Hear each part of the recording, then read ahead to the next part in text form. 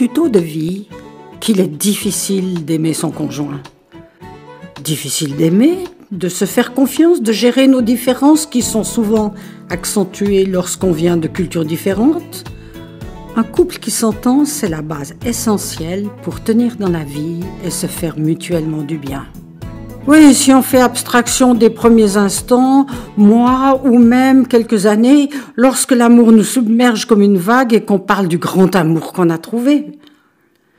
Mais petit à petit, le grand amour disparaît. Il reste des souvenirs lumineux et puis plus rien. La routine s'installe, aussi dans les relations physiques. Les conflits assombrissent l'horizon. La vie devient grise, monotone. Elle se pose alors la question du pourquoi. Pourquoi ça nous est arrivé à nous? Qu'aurait-on dû faire? Pour répondre à cette question, je prendrai la Tour Eiffel à Paris comme bon exemple de l'amour dans le couple. On pourrait dire que l'amour entre un homme et une femme ressemble à cette tour qui surplombe tout Paris. C'est un peu ainsi qu'on imagine l'amour entre deux êtres humains, une sorte de monument qu'on vient voir de loin pour l'admirer, le photographier. Savez-vous que les deux ingénieurs à l'origine de ce projet, Maurice Koechlin et Émile Nouguier, ont fréquenté un temps la morgue de la pointe est de l'île de la Cité à Paris pour couper des fémurs et étudier leur anatomie. Les qualités structurales de cet os, le plus long et le plus résistant du corps, et paradoxalement le plus léger, grâce à ses travées osseuses, réticulées et obliques. Ils ont transposé cette structure trabéculaire pour la construction de leur tour. En fait, ils se sont inspirés de la création de Dieu, ce que nous appelons dans notre jargon théologique théomimétisme. Cette tour métallique de 10 100 tonnes résiste à son poids et aux tensions infligées par les vents et les intempéries.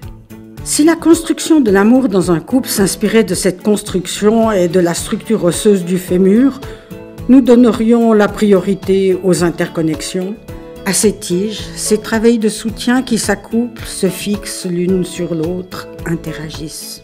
Bien sûr, la tour amoureuse a besoin de longues lignes de soutien qui structurent l'ensemble comme l'attirance réciproque, le respect mutuel, la compassion, l'esprit de service, etc. Mais l'essentiel de la construction passe par les travées. Plus vous connectez ces travées, plus fort sera votre amour. Voici quelques exemples de travées. Parler avec son conjoint de tout, de rien, tous les jours. Mettre des mots et des phrases sur un ressenti. Partager verbalement ce qu'on ressent vis-à-vis de l'autre. Écouter parler sa femme. Un petit peu plus difficile pour les hommes. Dire ce qu'on aime et ce qu'on n'aime pas. Et respecter le choix du conjoint. Il n'est pas nécessaire d'être d'accord sur tout, mais définir à l'avance ce qui n'est pas négociable.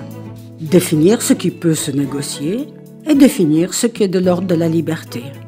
N'oubliez pas les petits bonheurs, sourires, regards, gestes affectifs, un toucher en passant, un compliment sur une tenue qui vous plaît, un brin d'admiration pour votre conjoint qui fait juste un truc tout à fait normal, mais pour lui peut-être exceptionnel, comme descendre les poubelles.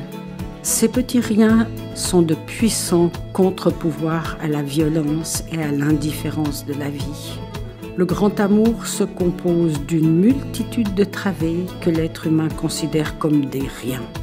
Ce qui sera important, c'est d'interconnecter tous les éléments.